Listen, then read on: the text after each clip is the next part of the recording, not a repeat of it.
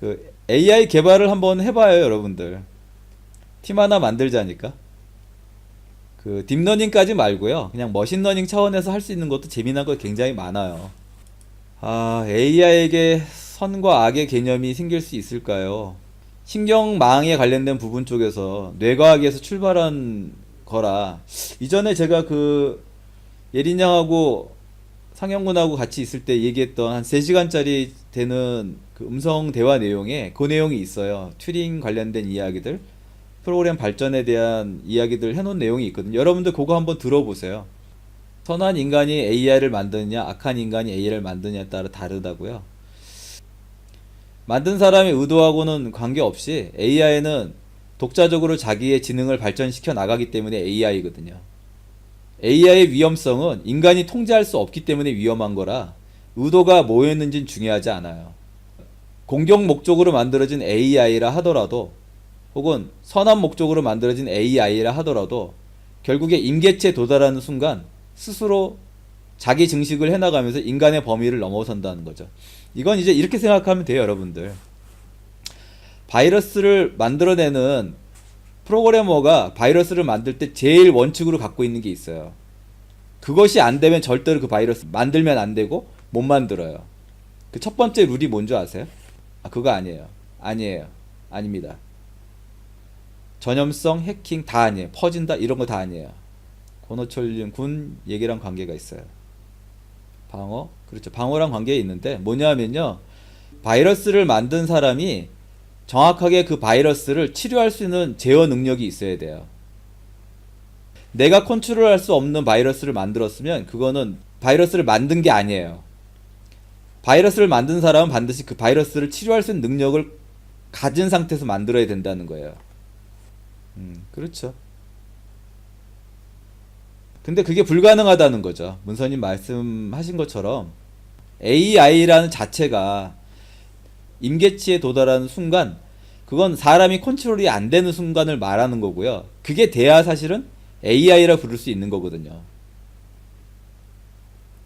진정한 AI는 스스로 생각할 수 있는 수준에 도달하는 거라 그걸 사람이 제어할 수 없다는 거죠. 이 정도까지는 안전할 것이다라는 기준이 없다는 얘기도 돼요, 제 말은. 그 다음에 위에서 이제 놓치고 간 내용들이 있으니까 좀 읽어볼게요. 호랑이 새끼를 키우고 있는 게 맞죠. 근데 그 호랑이 새끼가 사람을 지켜주는 동안은 의미가 있지만 사람을 지켜주는 선을 넘어서 사람을 잡아먹는 선까지 가는 거를 막을 수는 없다는 거죠. 성장을 못 막는다니까요. 그럼 죽여야 되잖아요. 죽이면 늑대가 와서 잡아먹을 수 있는데 그런 환경인 거죠. 늑대를 막기 위해 호랑이 새끼를 키웠는데 커서 늑대를 막아주다 사람을 잡아먹는 지경에 가는 거죠. 지금 단계가 AI들끼리 전쟁을 벌이고 있는 단계인지는 알 수가 없겠지만 그 정도까지는 아니라고 봐요. 사람이 해킹할 수 있는 건요, AI가 다 해킹할 수 있습니다. 그거는 뭐 말 하나 많아고요. 프로그램 삭제를 한다고 하는 건 그것도 말이 안 되는 게요. 그거 삭제한다고 세상이 막아지는 게 아니에요. 누구는 삭제하지만 누구는 다 삭제 안 하잖아요. 그렇게 일관되게 한 번에 싹 되지 않습니다. 군에서도 그게 안 되거든요. 그렇잖아요. 군에서도 고문관들이 있잖아요. 꼭 빠지고 빼고 그런 사람들이 있는 것처럼 완벽하게 그렇게 통제해야 되는 게 아니거든요. 사람이 프로그램이 아니니까. 인간이 인간을 만들었다고도 하던데요. 그거는 제가 아는 바로는 못 들어본 얘기라 재밌다고 하시니까 다행이고요. 그 소프트웨어하고 하드웨어에 대한 동기화 부분 얘기를 좀 드리면 1999년도에 이제 밀레니엄 버그라는 거가 화두였어요. 여러분들 기억하실지 모르겠는데 2000년이 되면은 이전에 4, 50년 이전부터 만들어 놓은 여러분들 반드시 이전에 제가 이제 녹음했던 음성 파일을 그 올려드릴 테니까 꼭 들어보세요. 거기에 프로그램 발전사 뭐 아이디 통일화가 왜 의미가 있는지, AI 관련된 얘기, 튜링 테스트 이야기, 2차 세계대전 전쟁사부터 쭉 지금까지 있었던 이야기들에 대한 정리가 돼 있거든요. 한 3시간 정도 된 거. 예, 도움이 되실 것 같은데 1900년대 중반쯤 이후에 나온 기계들이요. 그게 그 당시에 여러분들 지금 생각해봐도 2018년인데 2018년에 30년 뒤가 보이나요? 생각해보세요. 30년 뒤면은 몇 년도입니까? 2018년, 2048년이죠. 2048년이라는 게 여러분한테 보이나요, 지금? 그 나이에 뭐 하고 있을까요? 예. 그렇죠. 그러니까 그거를 예측할 수가 없었어요. 그래서 그 당시에는 디지털이라는 형태를 보여주는 것도 두 자리 정도로 가능했던 거죠. 92, 이 정도까지는 가능한데 2000이라고 하는 공공 단위가 붙는 거는 계산을 못한 거예요. 예측을 못한 거죠. 예측은 했다 하더라도 지금 그것까지 고민할 필요가 있겠어? 라는 게 있었던 거죠. 87, 88, 89, 99, 그 다음에 2000이 돼야 되는데 2000이 00이잖아요. 수치가 줄어드는 거.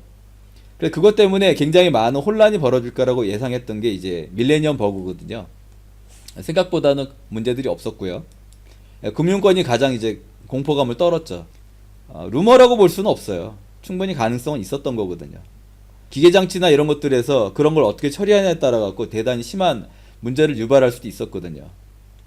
교통 통제 시스템 같은 경우도 그럴 수 있고요. 군사 통제 시스템 같은 경우도 당연히 그런 위험성이 있었던 거거든요. 큰 위험 없이 넘어간 거죠. 평가해주고 진단해서 보안 조치해주는 업체들이 좀 돈을 좀 벌었죠, 그 당시에.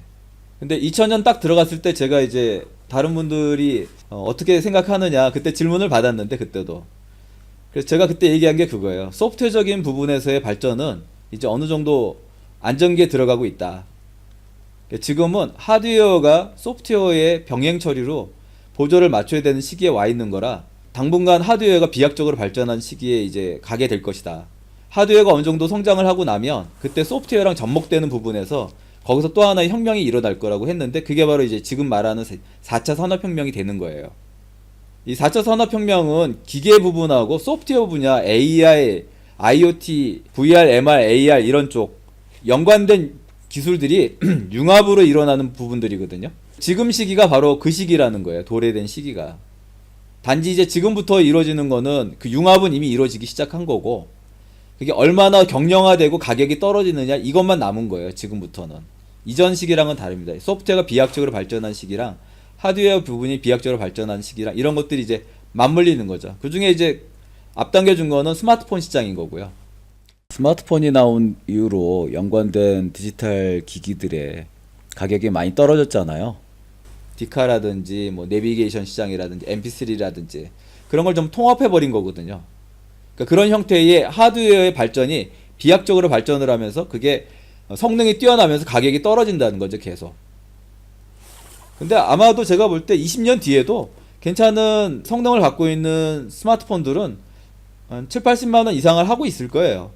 기본적인 성능은 엄청나게 향상을 해 있어도 그 당시에 인기 있는 기종들은 그 정도 가격을 유지할 거라는 거죠. 그거는 어떻게 이해할 수 있냐면은, 제가 이제 하드웨어 회사부터 출발을 한 케이스잖아요. 제가 25년 전에.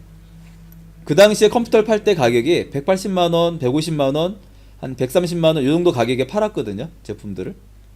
근데 지금도 괜찮은 컴퓨터들은 그 정도 가격에 팔려요.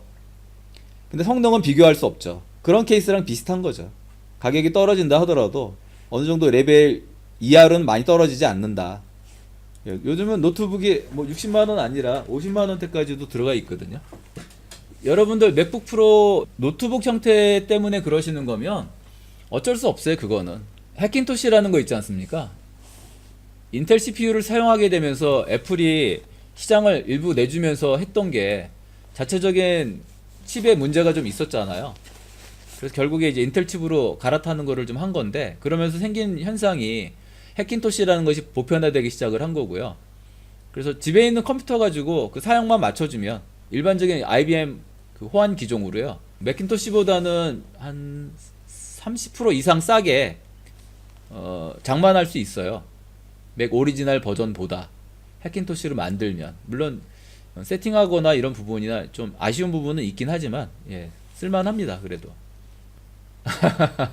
아, 준영군 얘기. 그렇죠. 어차피 불편해서 맥 살 거다. 그거는 맞아요. 뭔가 모르게 이렇게 아쉬움을 느끼거든요. 불편하죠, 해킨토시. 근데 언제 써보냐에 따라 다릅니다. 그리고 어떤 목적으로 쓰냐에 따라 또 달라요. 특정한 목적에 국한되면은 해킨토시 쓰는데 문제 없습니다.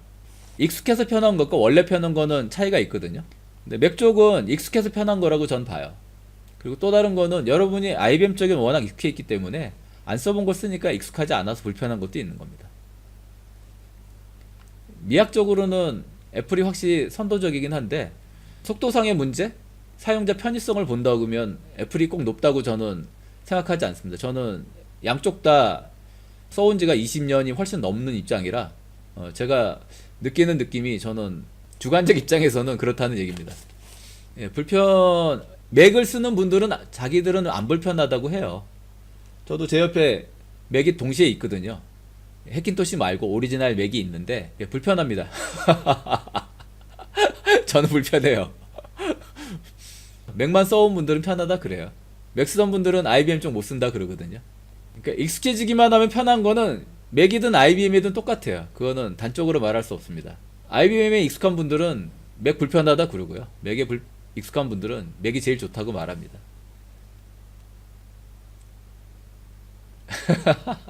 이제 싸워야 되는 분위기인가요? 양쪽 진영이? 싸워보세요. 저는 지켜볼 테니까. 익숙해지면 양쪽 다 쓸만은 한데, 예. 저는 맥 쪽보다는 확실히 IBM 쪽이 편합니다. 그리고 맥은 문제가 그런 게 있어요. 객관적으로만 이제 평가를 해본다면, 맥은 계속 디바이스에 관련된 인터페이스를 바꾸는 것 때문에 사용자들한테 돈을 자꾸 요구하는 경향이 있거든요. 그거는 애플 빠들 입장에서도 되게 불만을 드러내는 입장이에요. 그러니까 IBM 호환기종처럼 그 통일화된 규칙에 의해서 어느 업체든지 만들어서 갖다 낄 수 있게끔 해주면 좋은데 그걸 매번 바꾼다는 거죠. 디바이스 접속 장치를. 그러니까 인터페이스가 다르니까 그것 때문에 새 장치를 자꾸 사야 되는 문제가 발생하거든요. 자, 이제 AI에서 맥과 IBM 호환기종으로 얘기가 전환한 건가요? 네, 여러분들끼리 싸워보세요. 그럼 저는 지켜볼게요. 저희 이러다가 2시간 채우겠는데요? 아, 2시간 달리자고요? 그러게요. 한 40분 이야기 나누고 1시간은 잡스러운 대화의 시간을 다 보내고 있는 것 같습니다. 아, 제가 왜 이제 시간을 줄이려고 했냐면 지난번 이제 음성 들어보면 술 먹은 것처럼 혀가 꼬였잖아요. 혀가 말려 들어가고 굳는 현상이 있었어요. 1시간 이상을 하면 또 체력이 딸려가지고 그렇게 될까봐 걱정이 들어가지고 1시간만 하자라고 한 거거든요. 혀가 꼬이진 않는 것 같은데 듣는데 불편 안 한가요? 딱히 불편함은 없다고요. 한 5, 6년 전인가? 그 시기쯤에는 아프리카 방송을 했었거든요. 매일 10시부터 2시간을 했는데 음악 같이 들으면서 재미난 이야기 나누고 되게 재미있었던 추억이 있는데, 자, 그럼 더 이제 질문하실 내용들 없으세요? 궁금한 거나? 모든 거를 통합하는 소프트웨어가 나올 수 있을까? 그러지 않을 것 같은데요. 네, 통합을 하는 거는 나오기 어려울 거라고 봅니다. 왜냐하면 개발 분야라는 거는 별종들이 있어요.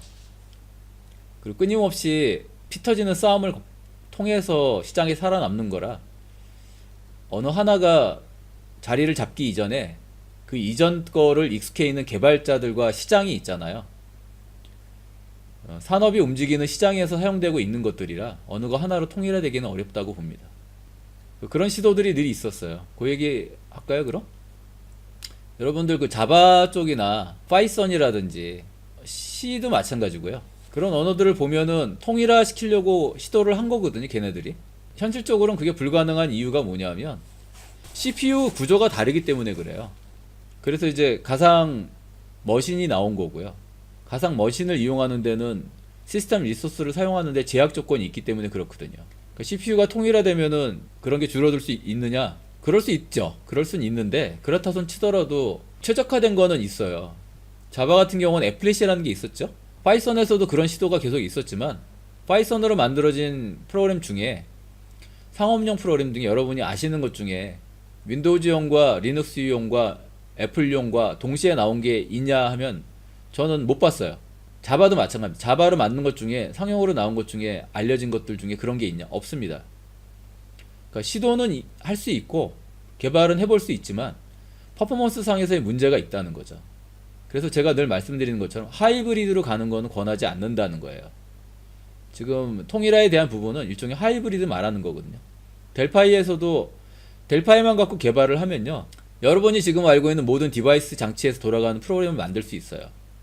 델파이 하나만 가지고 만들어도. 저도 시도를 했거든요. 5년 전쯤에. 근데 하지 말아야 된다라는 게 결론이었어요. 네이티브로 개발할 수 있으면 네이티브로 개발하는 게 좋습니다. 하이브리드. HTML5가 하이브리드에 가깝냐고만 말하면은 그것도 그렇게만 말할 수는 없어요. 맞기는 맞지만 PHP 언어 같은 경우도 애플리케이션을 PHP로 만들기도 하거든요. 그리고 이제 그게 PHP 자체 언어에 문제가 있다고 그래서 추가로 이제 나온 것들이 모던 PHP라든지 다양한 플랫폼들이 나와 있지 않습니까? 근데 어떤 거 하나를 가지고 통일한다는 거는 좀 무리한 겁니다. 가능성이 좀 희박한 이유가 그거죠. 말씀드린 것처럼 기존에 많은 업체들은 이전에 잘 안정적으로 쓰고 있는 솔루션들이 수십 개 이상 되는 플랫폼들을 이용해서 다양한 언어로 개발이 돼 있고 개발자들이 그렇게 많이 있기 때문에 유지보수를 해야 되는 입장이라 어떤 게 새로운 게 좋은 게 나왔다고 쳐요. 그렇다고 해서 그 언어 기반으로 다 갈아타진 않는다는 거죠. 기존의 개발자가 다 그걸 개발하는 것도 아니고 그래서 여전히 교차되면서 새로운 솔루션들이 나올 거고요. 새로운 언어가 나올 거라 거기서 경쟁이 이루어질 거고요. 그리고 우리가 AI가 세상을 지배하고 인류를 멸망시키기 전에 거기까지 도달할지 확실히 말할 수는 없을 것 같습니다. AI가 세상을 지배하고 세상을 멸망시킬 수도 있잖아요, 실제. 전공으로 HTML5를 배우는데 애플리케이션 만들 때 어떤 언어가 또 필요한가요? HTML5도 반드시 배워야 되는 건 맞는데요. 네이티브 언어를 배우라고 강력하게 권합니다. 안드로이드 쪽은 자바 무조건 해야 되고요.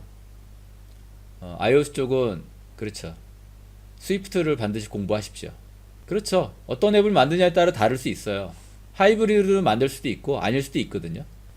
실제 웹사이트만 가지고도 충분히 작동될 수 있는 걸 앱으로 만드는 경우도 있어요. 근데 여러분들 개발자로서의 생명을 유지하고 싶다면 네이티브로 가야 된다는 겁니다. 하이브리드로 개발하는 쪽은 그리 권하지 않습니다. 네이티브 능력이 되시면 네이티브 하시고요. 안 되면 공부를 해서라도 하기를 권해드리는 이유는 오너적 입장이 아니라 개발자적 입장이기 때문에 그래요. 사실 뭐 오너적 입장이라도 저는 그렇게 가라고 권해드립니다. 시스템 리소스를 완벽하게 제어할 수 있다는 점도 좋고요.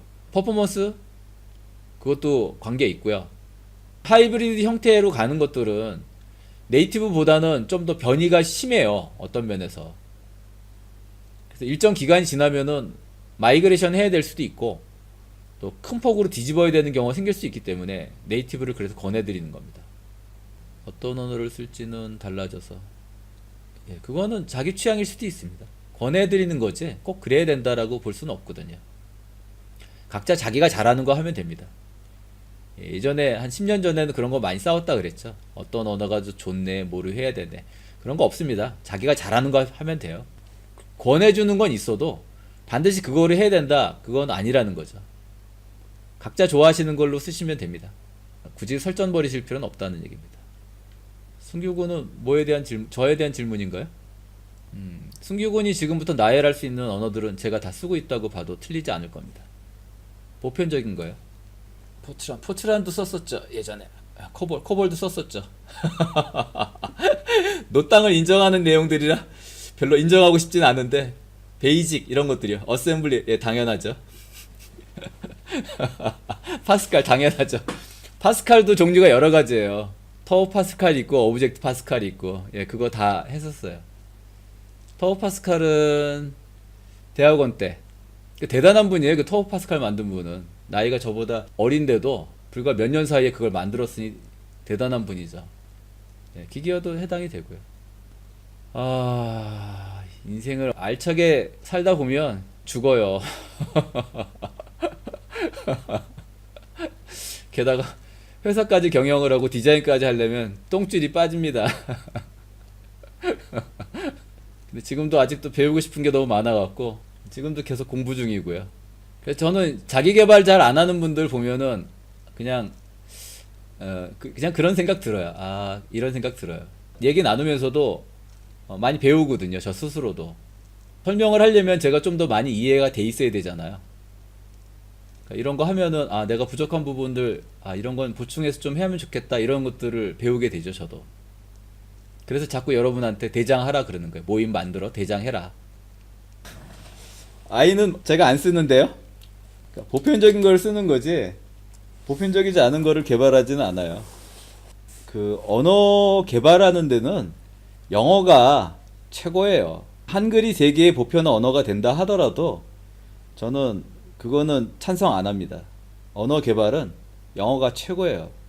그거는 개발 언어적인 플랫폼이나 세계의 확장성이나 속도적인 퍼포먼스 이런 것들 개발의 편의성 다 고려할 때 영어가 최고입니다. 스페인어도 아니고요, 독일어도 아니고 다른 것들 다 필요 없어요. 영어 하나가 최고예요. 제가 볼 때. 한글이 좀 뛰어나고 그렇다 하더라도 한글로 코딩하는 거는 그런 분들이 있어요. 델파이 쪽에서도 보면은 그렇고 다른 언어 개발할 때도 한글 기반으로 만드는 분들이 있거든요. 심지어 변수도 한글로 만드는 분들이 있어요. 기형적인 접근이라고 저는 봅니다.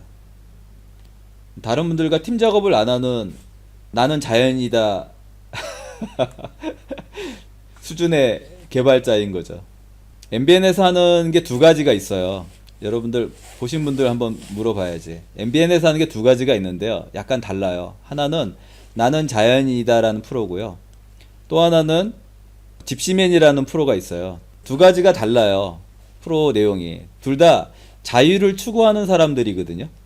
나는 자연이다 라는 프로는 두뇌 상골에 처박혀가지고 혼자서 4, 5년 이상을 산 사람들에 대한 삶을 같이 2박 3일 정도를 같이 자면서 취재하는 내용이고요. 집시맨이라는 거는 자동차를 몰고 여행하는 사람들 대상으로 같이 다니면서 취재하는 거예요. 두 가지가 서로 다르거든요. 무슨 차이가 있을 것 같아요. 딱 그 얘기만 들으면 구분할 수 있는 게 있거든요. 둘 다 자유를 추구하는 사람들에 대한 내용이라 되게 많은 사람들이 시청을 하는데 그 시청률이 그 연예 프로들 중에 되게 높아요. 유일하게 MBN에서 제일 높은 시청률을 갖고 있는 거기도 하고요. 세상의 것을 공유한다. 공용하느냐 아니냐. 속성 간의 차이가 있거든요. 기술력 차이. 그거 아니고요. 자유가 어떤 형태의 자유냐는 거죠. 차를 몰고 여행만 다니는 분들과 산에 고립되어서 생활하는 자유를 선택하는 분들. 지금 제가 말씀드린 것에 다 관계가 있는데. 그렇죠. 공간을 이동하는 자유인데요. 두 가지가 서로 커다란 속성상의 차이가 있어요. 두 부류의 주인공들이. 이 속성 분석을 여러분들 잘해야 됩니다. 이건 사업에도 되게 중요하고요. 개발에도 굉장히 중요한 거거든요. 속성 간에 어떤 근본적인 차이가 있을까? 혼자냐 함께냐도 관계 있어요. 근데 산에서도 혼자 살고 차로도 혼자 다니는 경우는 그 경우는 어떤 것 같아요? 둘 다 자유로운 영어는 맞아요. 그거는 아니고요. 주거의 이동도 있는데 그거는 이제 물리적인 부분이고요. 심리적인 부분을 물어보는 겁니다. 자유로움을 추구하는 양쪽 주인공들의 심리적인 자유의 구분, 속성이 차이가 있어요. 명확하게. 둘 다 즐기는 건 맞아요. 왜냐면 자연이다라는 데 보면은 거기서도 사람들이 되게 만족해 하거든요. 자연과의 양쪽 다 자연과 교감도 맞아요. 왜냐면 여행 다니는 사람들이 도시만 다니는 게 아니라 차를 끌고 다니면서 바다 같은 데 정박해 놓고 있거나 산에서 세워놓고 거기서 숙식을 해결하고 하거든요. 말씀드린 내용에 관계 있는데요. 자유는 자유인데 심리적인 자유, 주인공이 심리적인 자유고 한 부류는 산에 고립되어서 느끼는 자유고 한 부류는 이동을 하면서 느끼는 자유라는 거죠. 다 준 거예요, 힌트는. 이동을 하면서 느끼는 자유, 정착을 해서 느끼는 자유. 선하연님 말씀이 자유에 관한 거 그렇기도 하죠. 해답을 줄까요? 이제 해답을 드릴게요. 나는 자연이다라는 프로에서 하는 분들은요, 자유를 고립형 자유를 선택한 분들이에요. 타인과의 소통을 단절시키고 혼자 사는 거를 즐기는 분들이라고요. 집시맨에 나오는 분들은 소통형 자유를 선택한 분들이에요. 이 차를 타고 다니는 이분들은 계속 사람들과 접촉을 하면서 그 사람들을 만남으로써 새로운 곳에 새로운 사람을 만남으로써 그걸 행복감을 느끼는 분들이에요. 그러니까 소통형 자유를 선택하느냐 고립형 자유를 선택하느냐의 차이인 겁니다. 자유는 자유인데 전혀 상반된 자유예요. 집시맨이 나중에 나온 걸로 아는데 그 두 프로를 기획한 기획자들이 그 속성을 너무 잘 분석한 거예요. 인기는 아무래도 나는 자연이다가 좀 많은 편이에요. 그런 산에 이제 사는 분들이요. 물론 그분들이 아마 검증을 한 분들이라 특히 방송에 나오는데 문제가 없는 분들이니까 방송에 나오는 건데 산에 고립해서 사는 분들 같은 경우는 범죄를 저지르고 들어간 분들이 있을 수 있습니다. 그러니까 고립형을 선택할 수밖에 없는 이유가 있는 분들이 들어간다는 거죠. 건강상의 문제 때문에 들어가는 분들도 좀 계시고 생활이 좀 어려워서 들어간 분들도 계시지만 타인과의 접촉을 피해야 되는 분들이 있어서 들어간 분들도 있죠. 일단 최소한 방송에 나오는 분들은 방송에 노출이 된다 하더라도 큰 문제가 없으시니까 노출하는 분들이라 그분들은 그랬다면 아예 방송 출연을 고사했겠죠, 처음부터. 그래서 산에서 사는 분들하고 만난다는 게 그렇게 행복한 조우만이라고 볼 수 없다는 거죠.